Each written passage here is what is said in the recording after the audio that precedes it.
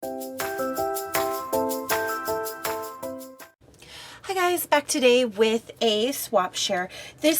Project share actually. This is for a project for a swap that I joined over at Creating the Crafty Life. I actually hosted it, and this is for my partner Anne, and I will remember to link her down below. And I think her YouTube channel is Divine Designs by Anne, or Devin's Divine Designs. I'm so sorry, Anne. I can't remember exactly the name, but I know she does have a YouTube channel with several videos. This swap, we were creating winter flowers, and so we had to create 6 flowers and 3 different types of flowers. So this is what I created for Anne, and this is a box. It is a silhouette cut off of the design store, and it is a Sewing Notions box, and I just thought it was so super cute.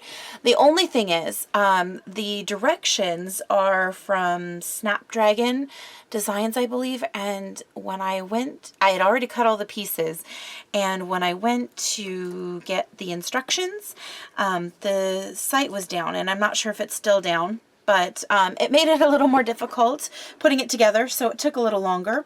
But this is what I created, and I absolutely adore how this part came out. So I used the Debutante collection, and just an FYI, the matting that I did, with the exception of the outside, I actually had to do all the measurements for that. So on the front, I actually used some 49th Street Market flowers, and that's what all these little spools are, like the little wood, metal tendrils and things like that, and all these flowers and the little sprays.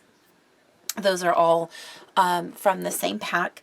I used 2 different chipboard pieces from the Prima Debutante collection, and then this is a cardstock tag and a little wooden boot piece from that same collection. On the front is just a couple of brads that I had in my stash, and I believe I got those from the Eyelet Outlet, and then one of the little Tim Holtz library pulls. And I just adore how this paper, it's so pretty. So the outside pieces all came with the matting, and then the inside I had to mat. So it's held together by a magnet, and this is the inside of it. And I just, I was able to use this piece from the outside, and then obviously this was very easy. And then this little outer piece, they also come with the cut. But the tops of the partitions and also the insides of all of the boxes, I had to measure those. And this little one with a little dip, that was a little bit harder, but I think it was totally worth it.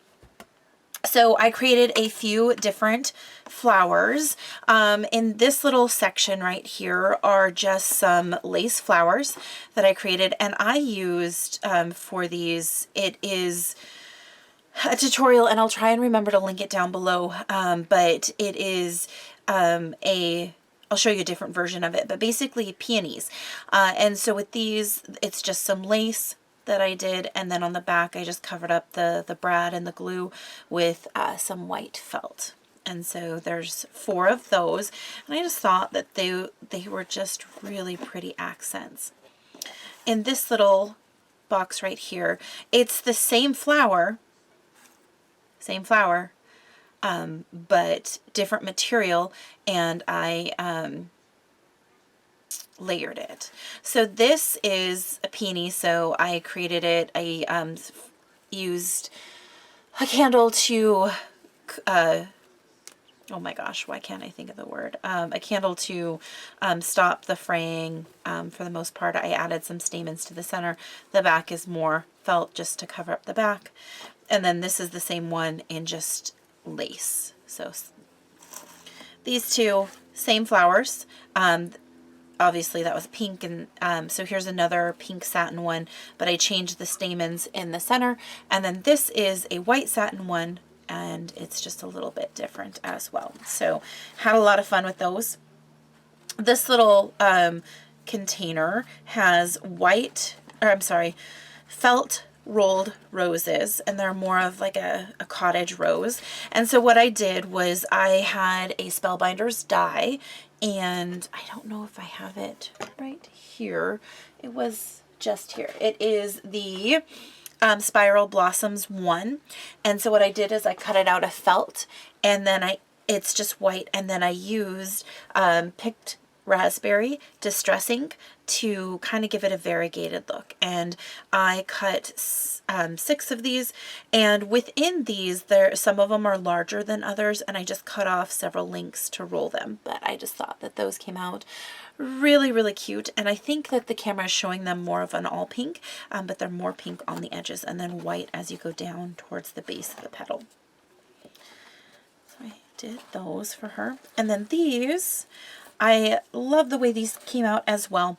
These are cut with the Tim Holtz Tattered Florals die, and I cut some white satin and then some lace as well, and then I layered it and added some really pretty and just sparkly centers. And then again, I just finished the back with some white felt, just so that the back was just a little bit more finished. So that is what I created for Anne. Had an absolutely wonderful time creating these. I love the container that it's in, and when all the flowers are gone, she can obviously use it for other things. But just had a wonderful time. So I hope you guys enjoyed this. Thank you guys so much for watching, and I'll see you next time. Bye.